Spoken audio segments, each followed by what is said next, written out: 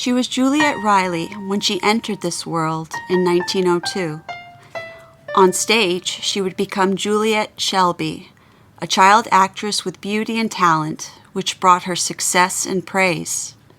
She would then enter the movies, now as Mary Miles Minter, and would become one of the biggest stars of her time. Then, on February 1st, 1922, murder and scandal would bring Mary's world crashing down. She would retire from the screen and try to live a normal life. But that was not in the cards for her. She would become Mrs. Brandon O'Hildebrandt and become a recluse. This is what would be the final chapter of little Mary's life.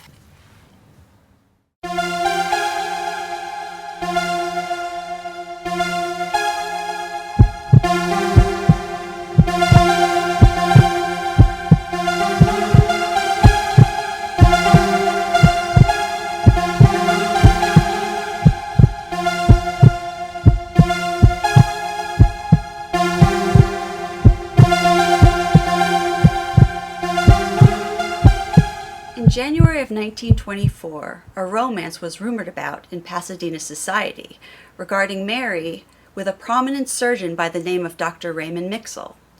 Constantly seeing each other's company had people questioning whether there would be an engagement coming soon or if they were indeed engaged already.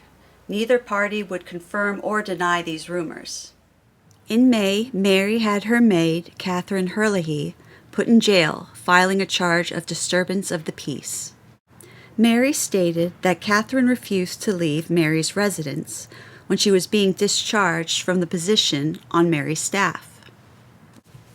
The next morning, Mary had the case dismissed. Dr. Mixel had been present at the time of the arrest.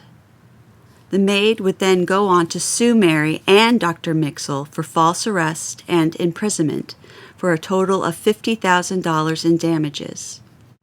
Other reports had the amount for $5,000 in damages.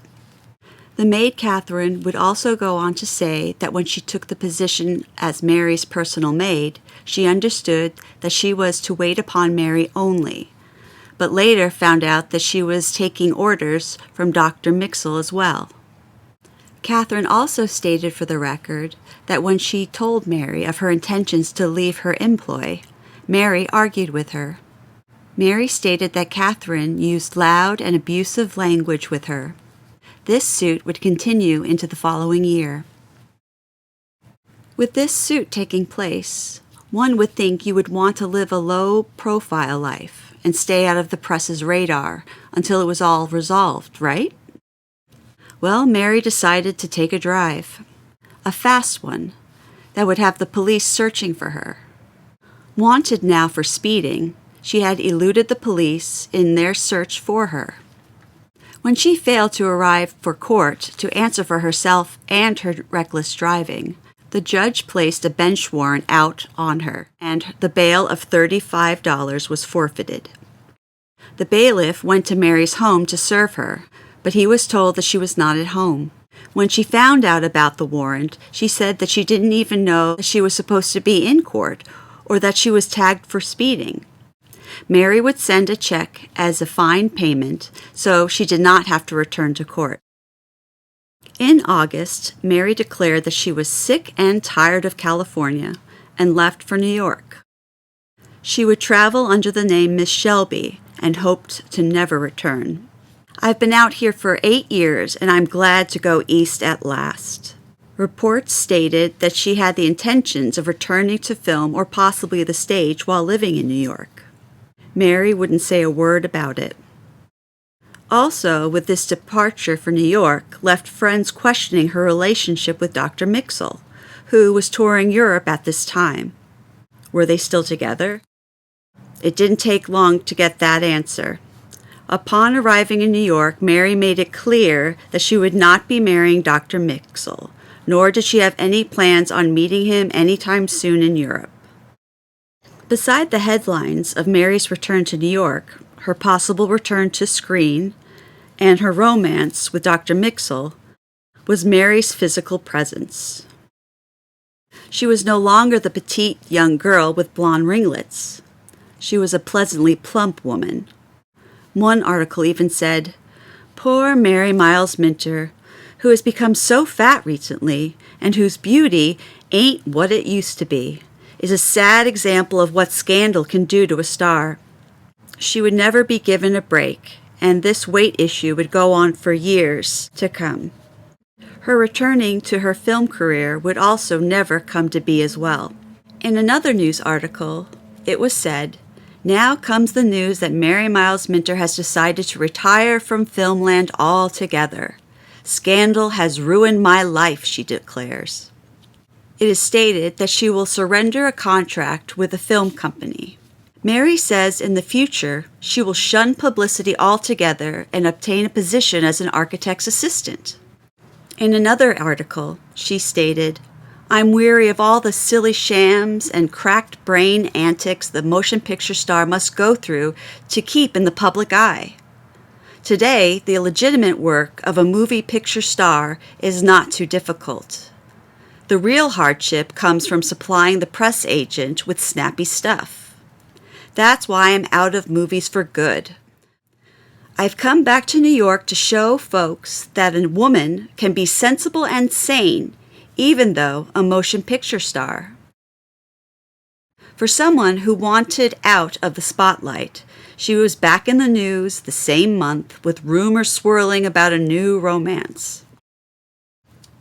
This time, she was possibly engaged to a naval officer named Lieutenant Commander H. Ritter. Newspapers reported that she was seen in Norfolk, Virginia, and she was staying in one of the local hotels there.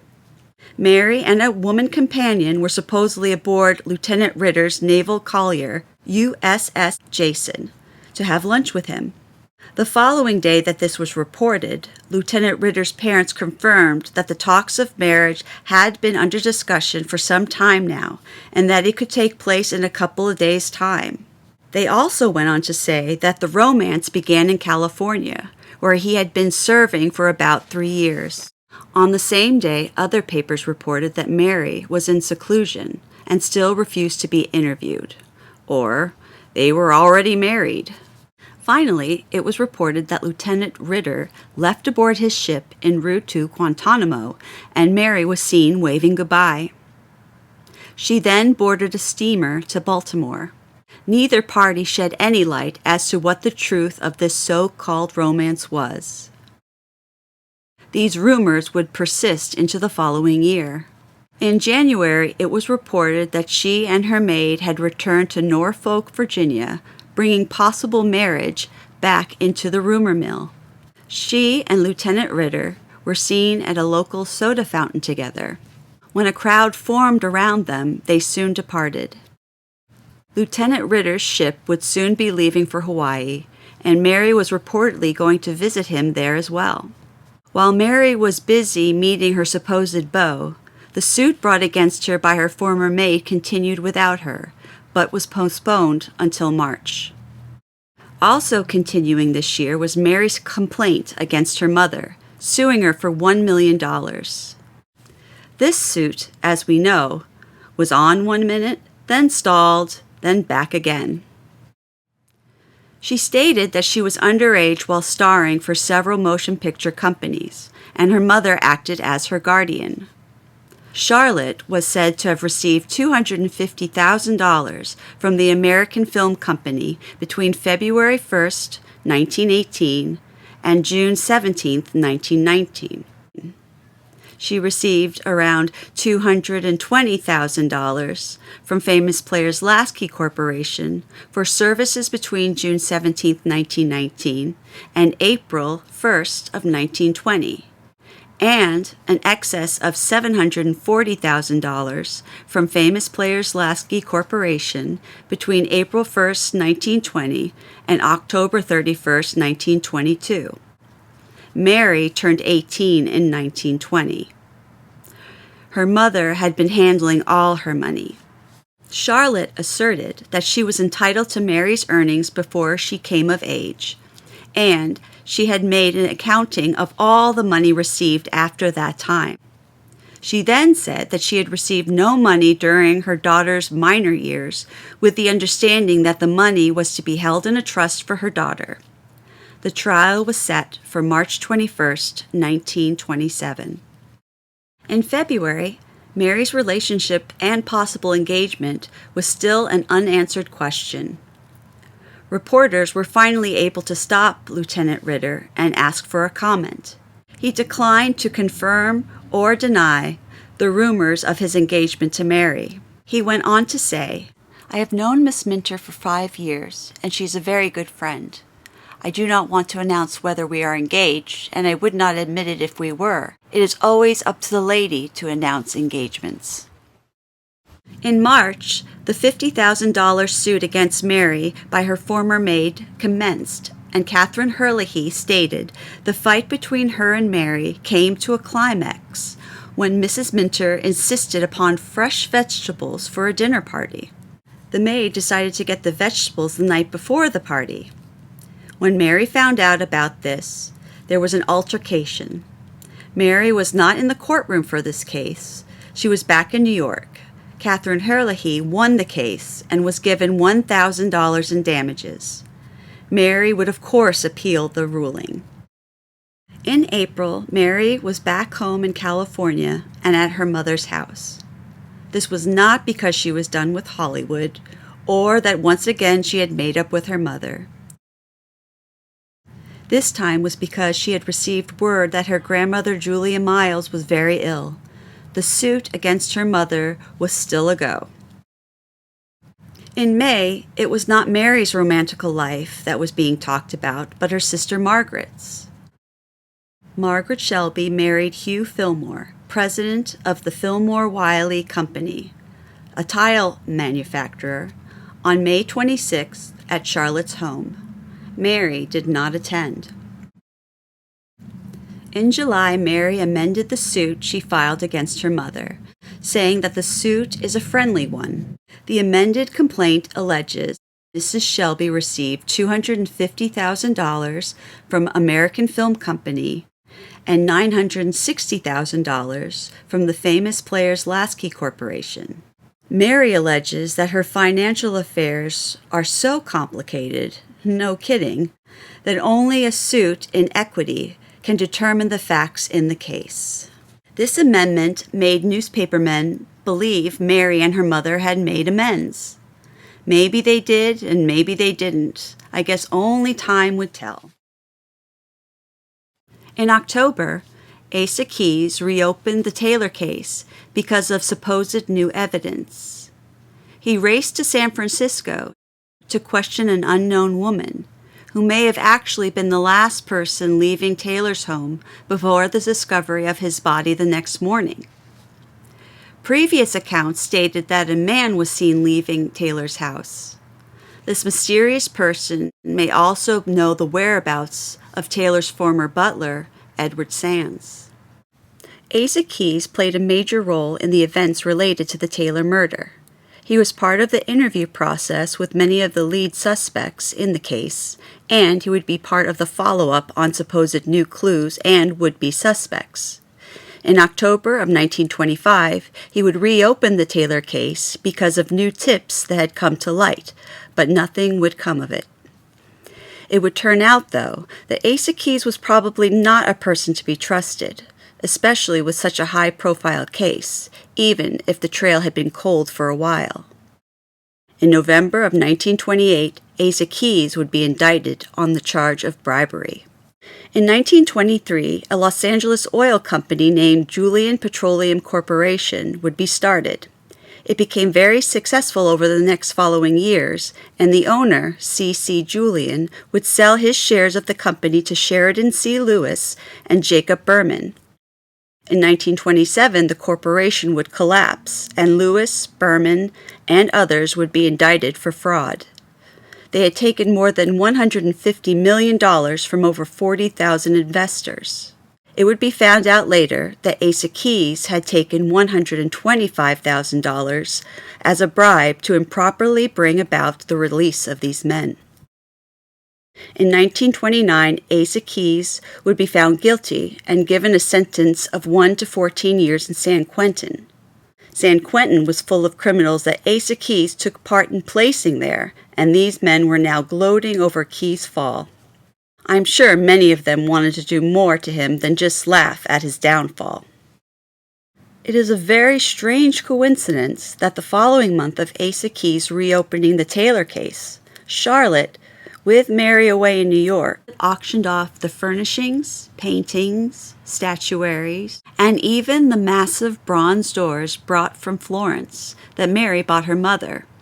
Charlotte, garbed in black, watched as piece after piece was sold. She would also modify their home into flats for tenants to rent and move into a small bungalow.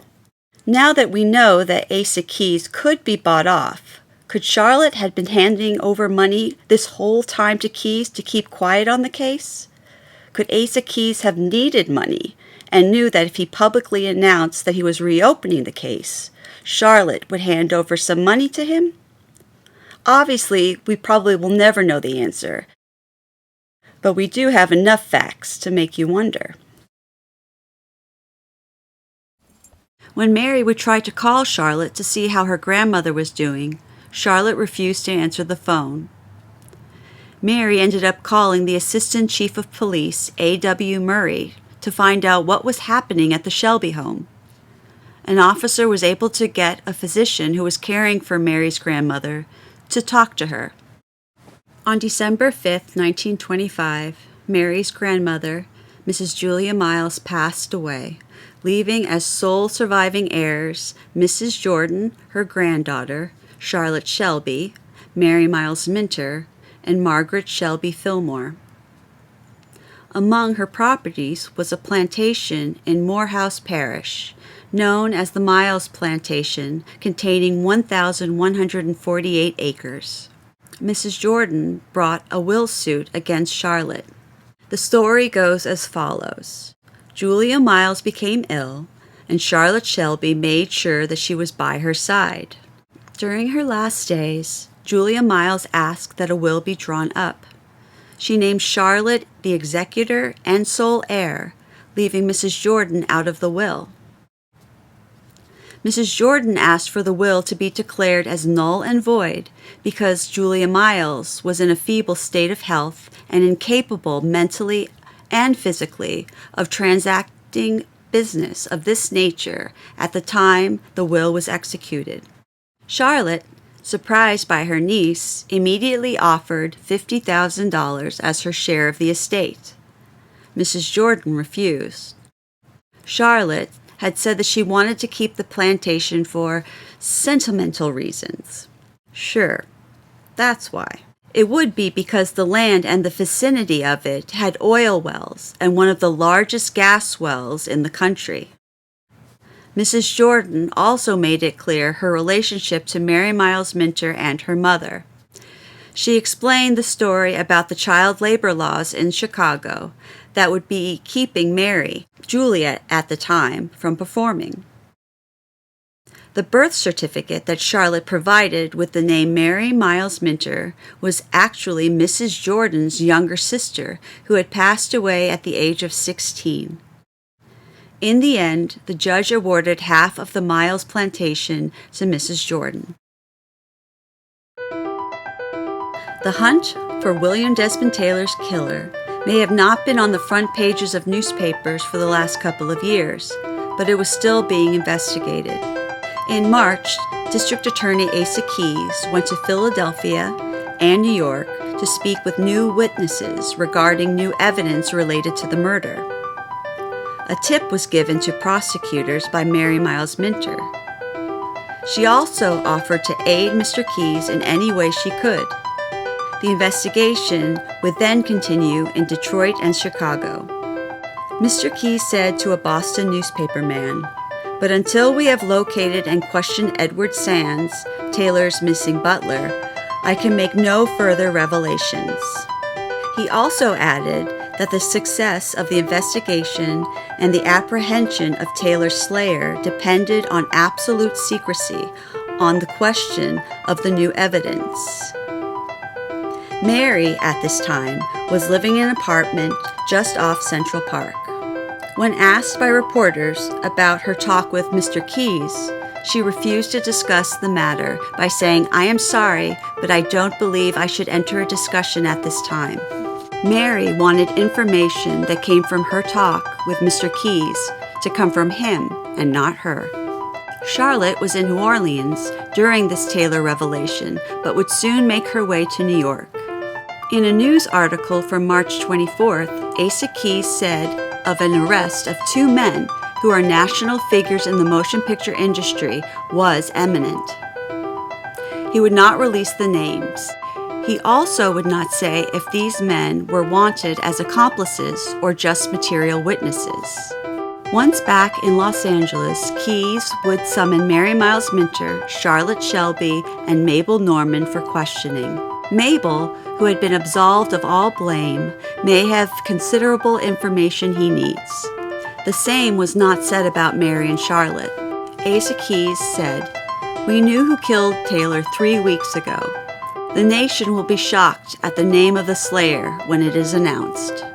In another news article the following day, Asa Keyes denied the recent reports published in Chicago that the slayer of Taylor was also known to him.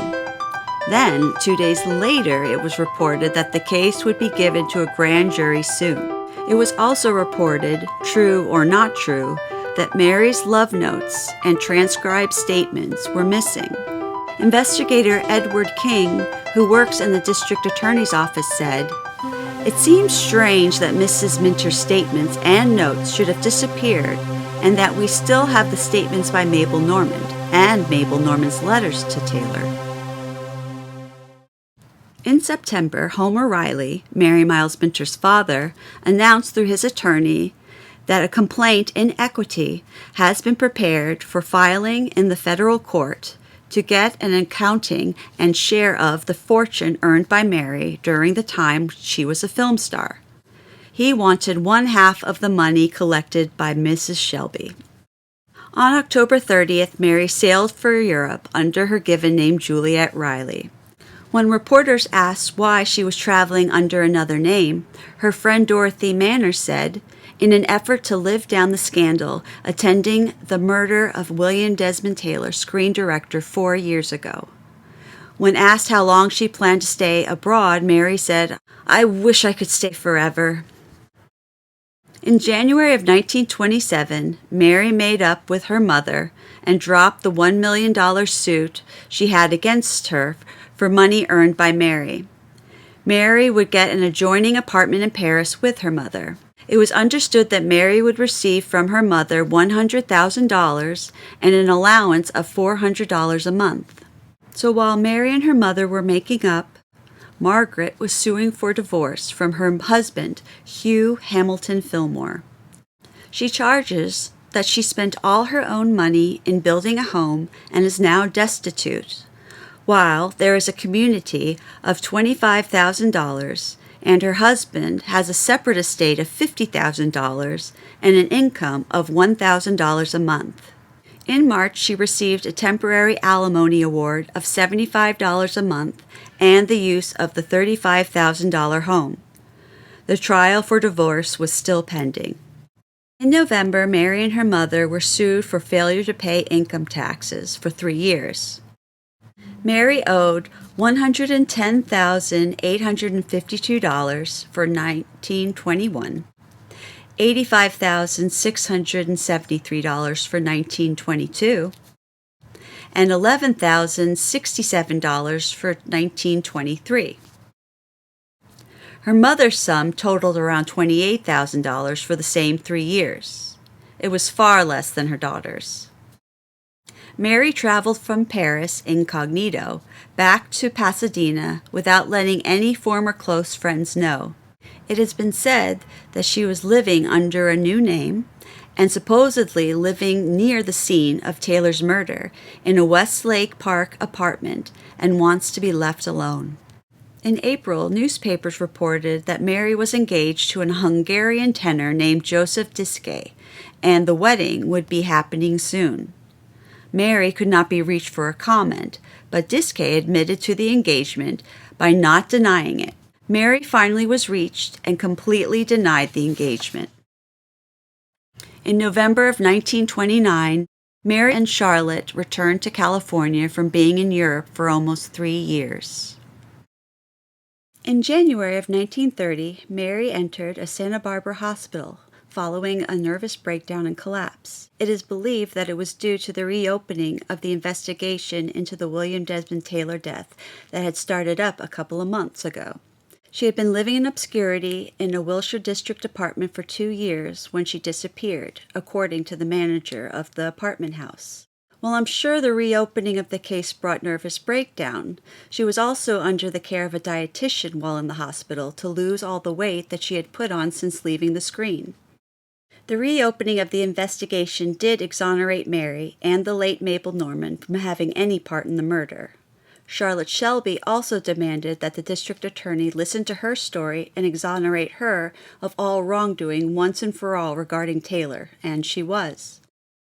Mary was now contemplating a return to the screen. Besides reducing her weight, she was also taking vocal lessons. Whether or not this story is true, a comeback was never in the cards for Mary. In December of 1932, Mr. Leslie B. Henry, Charlotte Shelby's broker, was indicted for the theft of Charlotte's funds and securities, amounting to around $550,000 missing. Mr. Henry had been a prominent civic figure in Southern California. He had once been the president of the Tournament of Roses Association of Pasadena and a past district president of the Kiwanis International. Charlotte had told authorities that she began dealing with Mr. Henry 10 years ago when he was the manager of a Pasadena office of Blythe & Company Bond House. She believed all this time she had been doing business with the bond house through Mr. Henry and knew nothing of the alleged manipulation of her funds until 5 weeks earlier. Many of the transactions happened when the Shelbys were in Europe. Documents that Charlotte Shelby's attorney would present to the court included statements made by Miss Eva Baber, who had been Mr. Henry's private secretary, which led to his arrest. She had told investigators that she learned of the misappropriations in the Shelby account in 1928, when the shortage was around $50,000 in bonds. Mr. Henry told her that if the shortage was ever found out, he would commit suicide. The charges would include 16 charges of grand theft and 8 charges of forgery. He was said to have embezzled $40,000 to $50,000 of her funds in 1924 to participate in a brokerage margin account that would end up being a major dip into her $500,000 worth of bonds until they were all gone. Mr. Henry supposedly wrote a suicide note and gave it to Charlotte. Inside, he said he would kill himself to repay her losses through his life insurance. Charlotte didn't believe a word of the letter. It was all a stage play, she remarked. Mr. Henry's attorney said that he would unravel the whole truth and spare no one. He basically asserted that Charlotte, with the help of Mr. Henry, used the money to protect Mary's career after the murder of William Desmond Taylor. Mary remarked, "Pure piffle. That is absolutely ridiculous. When Mr. Taylor was killed, we did everything possible to help the police, and I still would gladly spend the last cent I have to find his murderer. Unless and until somebody produces evidence to the contrary, I choose to believe in and trust my mother, and I refuse to get excited over self-serving insinuations that Mr. Henry took some funds from my mother's account because she wanted him to do something without my knowledge." Charlotte would testify and tell her story to the grand jury. This trial would continue into 1933. Mary, Charlotte, Margaret, and others would all testify against Mr. Henry. Some of Margaret's money was also entwined with Charlotte's lost funds. In April, Mr. Henry would plead guilty to 5 counts of grand theft and 5 counts of forgery in juggling the account of Mrs. Shelby. He was sentenced that July to 2 to 24 years in prison and would be sent to San Quentin to serve his sentence. Also at this time, sheriffs were auctioning off the Shelby mansion. This 40-room mansion, Casa de Margarita, which had been purchased in 1921, was valued at $210,000, but it sold for $40,000. This was regarding the $41,008 suit brought against Mary by two financial businesses. It concerned a note she signed in 1929. The note was to secure a mortgage on the property that she defaulted on payment interest, and foreclosure proceedings had begun. The deficiency of $41,008 in principal and interest is what is being sued for after the sale of the house for $40,000. Mary brought a cross-complaint asking for $170,000 in damages, stating that at this time she did not intend to get a loan for the property, but was advised by the director of the mortgage guarantee company to borrow the money on the representation that if she couldn't pay, the property would be sold and she would be given the difference after the amount of the debt or loan was taken out. She further said the two companies that are now suing her agreed to make a full settlement of the mortgage debt for $1,125. In the face of this agreement, the sale was carried through to a dummy purchaser. A settlement would later be reached between her and the mortgage guarantee company and Security First National Bank, who were the two holders of the note. In April of 1934, Mary was threatened with a disturbance of the peace charge over a $55 dress. The incident occurred at a dress shop owned by Hilda Dacey. Mrs. Dacey stated that she quarreled with Mary about a dress. Mary flew into a rage and tore patterns, knocked over models, and basically wrecked the shop. She then grabbed a dress and ran out into the street. Mary insisted that the dress was hers and filed a suit to prove it. Mary's side of the story was as follows. She was having a dress made at Miss Dacey's shop with material that she had left at the store. When she returned to retrieve the dress, she was told that it had been sold. She admitted to knocking over models and took her dress with her. Mary also went on to say that she had lent Miss Dacey $100 and had only been paid back $14. Mary won the case, and the city attorney's office said she was justified in taking a dress to satisfy the loan. Unfortunately, that wasn't enough for either woman. Mary and Miss Dacey sued each other again, saying that they both lent each other money and wanted it back. Mary sued for $175 owed to her, and Miss Dacey sued for $165 owed to her. Again, Mary won the suit and was awarded $96, and Miss Dacey's suit was dismissed. In 1935, most reports mentioned Mary had put on a considerable amount of weight and occasionally did some interior decoration for private families. One report said she owned a large laundry in Hollywood. In May of 1936, Mary, Margaret, and Charlotte filed a suit against Blythe & Company, the local brokerage firm who had employed Leslie B. Henry, the man who was serving time for stealing bonds worth thousands from Mrs. Shelby. The suit was for $200,000 for the amount lost. The brokerage firm declared that Mr. Henry acted independently and not as an employee when he dealt with the Shelbys. The Shelbys' attorney, Mr. Joseph Lewinson, charged that Mr. Henry attempted to blackmail Charlotte with the Taylor investigation. He threatened her and told her she was going to be indicted for the Taylor shooting. Mr. Norman Sherry, the attorney for the brokerage firm, would state that Charlotte was insanely jealous of Taylor and that she feared losing Mary and all the money Mary had earned. He also went on to say that Charlotte dominated Mary and didn't even give the poor girl any money to buy herself lunch each day while at work. He said Charlotte was in alliance with Mr. Henry to keep Mary impoverished. Charlotte had more affection for Margaret and sought to transfer Mary's earnings to her and her favorite daughter. Mary was nothing more than a steady stream of money and wanted to get as much out of her as possible. Margaret was given everything she could possibly want and Mary nothing.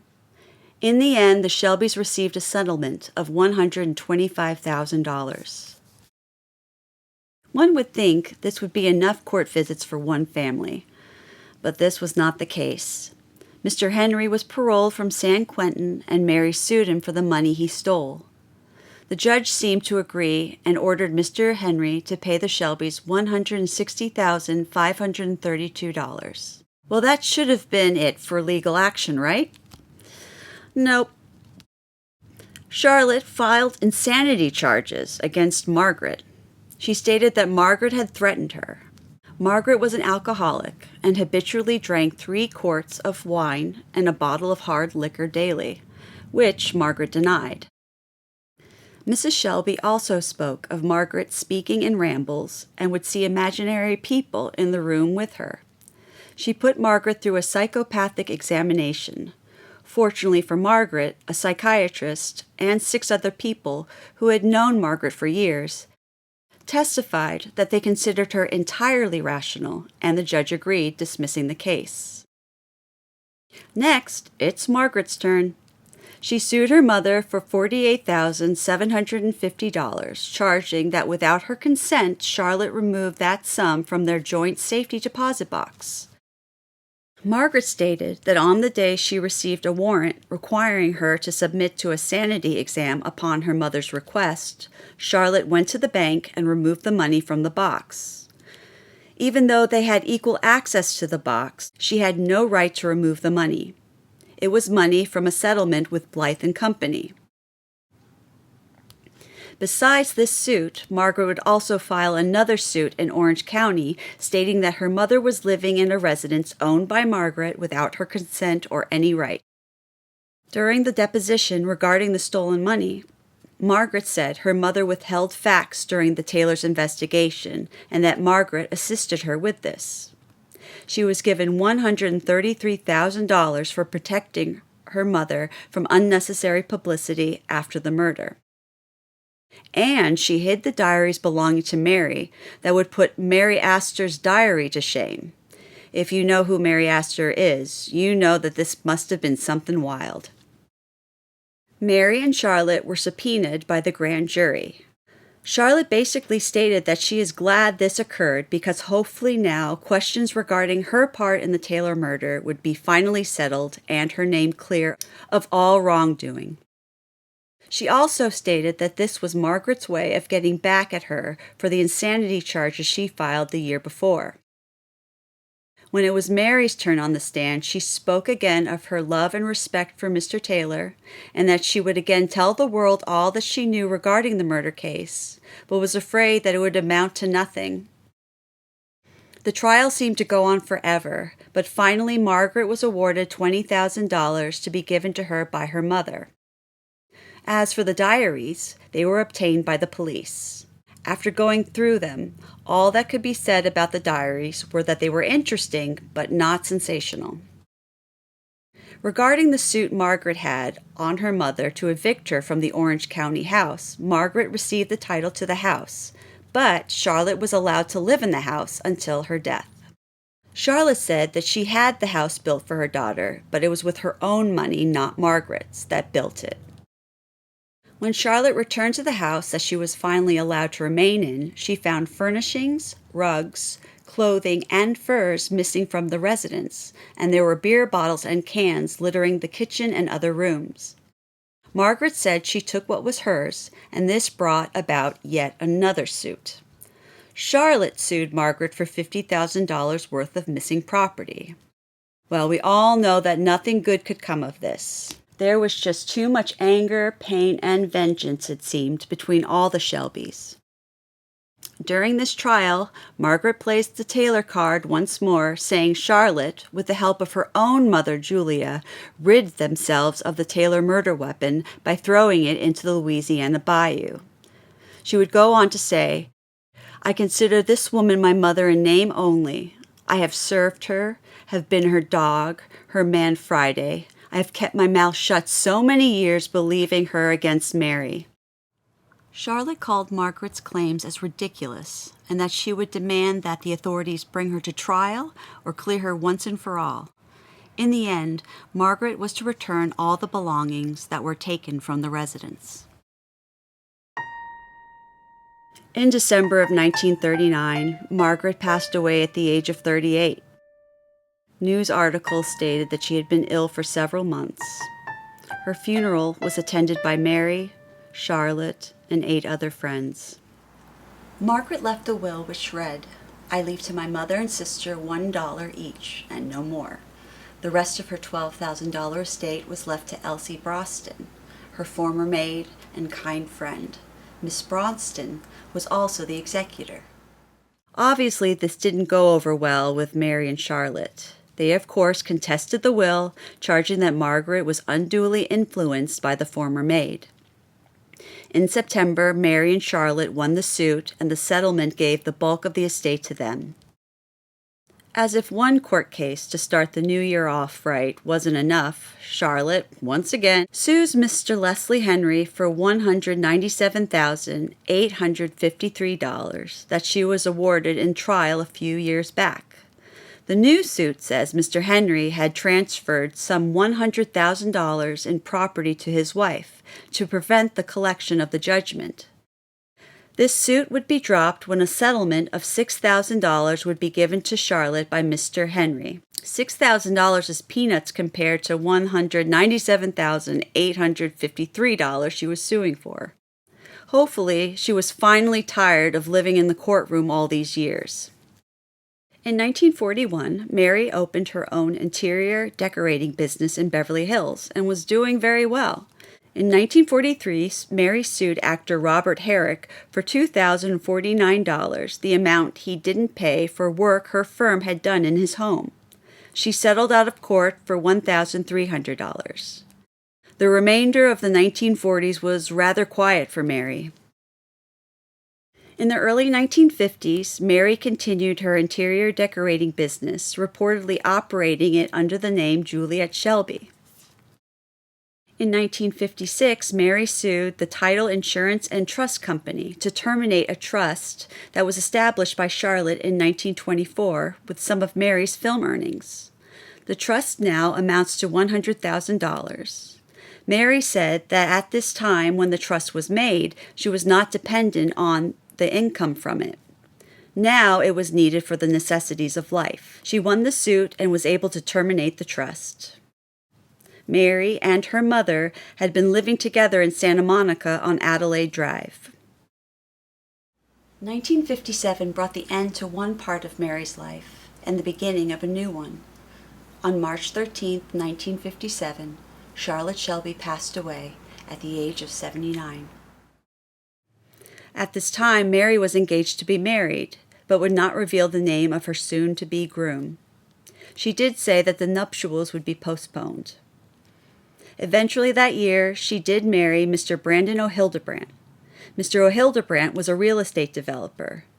Mary lived with her husband in obscurity in her Santa Monica house. In 1965, Mr. O'Hildebrandt passed away from a heart attack at the age of 66.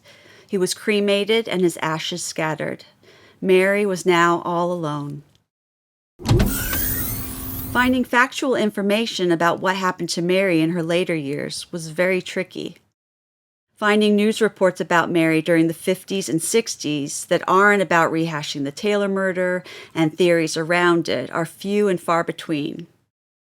At some point, though, during these years, Mary disinterred her mother and sister from Forest Lawn and had them cremated and their ashes scattered. Why? I have no idea. Am I surprised? No. Nothing I've found on this family has been easy to figure out. In 1970, Mary sued CBS, Rod Serling, and the sponsors of Rod's show, Rod Serling's Wonderful World of Crime. She sued for $350,000 for invasion of privacy, claiming that she was living a quiet, obscure life until Rod Serling depicted in one of the segments of his show that the murderer in the William Desmond Taylor case was a female and could have been one of only 3 women: Mary Miles Minter, Charlotte Shelby, or Mabel Normand. Los Angeles Superior Judge Benjamin Landis declared the case a non-suit, meaning there was no triable issue. After reviewing magazine and newspaper articles related to the crime, Mary had been linked with the unsolved crime. He also stated the defendants had not intended malice or recklessness in producing the programs, which to him were neither offensive or objectionable. In January of 1981, Mary, semi-invalid, was awoke to find 3 intruders in her home. She was bound and gagged, and the house was ransacked. The burglars stole over $10,000 worth of antiques, jewelry, and cash. Mary suffered a broken wrist and other injuries from being beaten and injected with some narcotic to knock her out. She was taken to Santa Monica Hospital. Later, the culprits were found, along with most of the stolen goods. What was thought to be over $10,000 worth of stolen goods turned out to be over $300,000 worth. Her occasional live-in companion, as well as 4 others, were arrested. One of the people was charged with extortion and receiving stolen property when he called Minter saying he would sell her information on how she could find her stolen goods. A meeting was set up with him in Huntington Park, but instead of Mary, he found the Santa Monica police officers. Sadly, this wasn't the first time poor Mary had been robbed. Her home had been burglarized 6 times in 5 years. In an interview, Mary spoke of one of those robberies. She said from time to time she would put an advertisement in the papers looking for a paid live-in companion. A young man turned up and won over Mary. She said, "Oh, he knew how to massage me just right, and he gave me the most wonderful pedicures." Over time, the young man asked if a friend of his could come by and visit. From the start, Mary did not like this friend. One day she got a phone call from the friend, and he told her he had broken up with her companion and wanted to let her know that he had been stealing a lot from her and kept it in an apartment. Sure enough, things were missing, and she called the police. The police found the stolen items at the apartment and arrested him. At the trial, he stated that Mary had actually given him those items. She had no way of proving that he was a liar, so the case was thrown out of court. Mary's life had been full of pain and torment. The public and friends that once loved her during the peak of her stardom turned their backs on her due to her supposed involvement with the Taylor murder. Worst of all, though, was the drama her own family cast on her. Her fights with her mother over money and independence, her own sister telling stories to the press and court of her mother's guilt in killing Taylor. How she was able to make it out of this sheer hell is beyond me.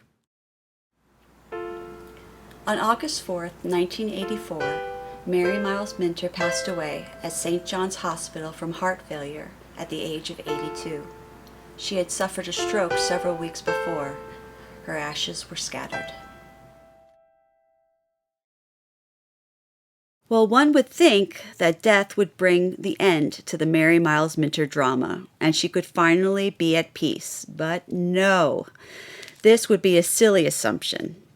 In 1988, what newspapers described as a dime store Anastasia story erupted. A woman by the name of Margaret claims that she is the illegitimate daughter of Mary, and she is entitled to inherit the $3.3 million estate. Margaret shares the story of her life. In 1929, Mary and her mother Charlotte were living in Paris. This we know is true. Margaret goes on to say that Mary secretly gave birth to a baby girl. Charlotte was ashamed that her unwed daughter had been pregnant with an illegitimate baby. After 3 months, she brought her granddaughter to distant relatives in Hungary to have them adopt and raise the child as their own. These relatives were Joseph Saban and his wife Gisela Saban. In return for adopting the baby, she gave them a payment of $1,000. Besides the payment, the baby was left with a few items, one being a gold bracelet bearing the inscription, "To my daughter Margaret Riley Shelby Saban, born in France, from Juliette Mary Riley, who was born April 25th, 1902, in Shreveport, Louisiana." This must have been one huge bracelet to have that written all over it. But honestly, it only gets stranger and more ridiculous. When Margaret was 4, the Sabans became ill and gave her away to a circus and soon died. You heard correctly. A circus entered the story. The traveling circus was owned by a nice man whose name Margaret couldn't remember. An acrobat couple whose name she also couldn't remember put her in their act. In 1941, when she was 12, the Nazis took her acrobatic step-parents away because they were Jewish. She moved to Budapest and quickly found an agent, like you do, who got her more than 50 roles in movies. Unfortunately, like the rest of her life, she couldn't remember the names of the movies or her co-stars. After the war, she married a man named Paul Fagir, who worked in an opera house where she danced. She had 2 daughters and later a son. Margaret goes on to say that she won the title of Miss Hungary 3 times, but she can't remember the years. In 1954, a woman she only knew as Carolyn appeared bringing her coffee, cocoa, and $200 on behalf of an American relative. She saw this Carolyn again in 1956 and 1966. The last visit, the woman left a Santa Monica telephone number.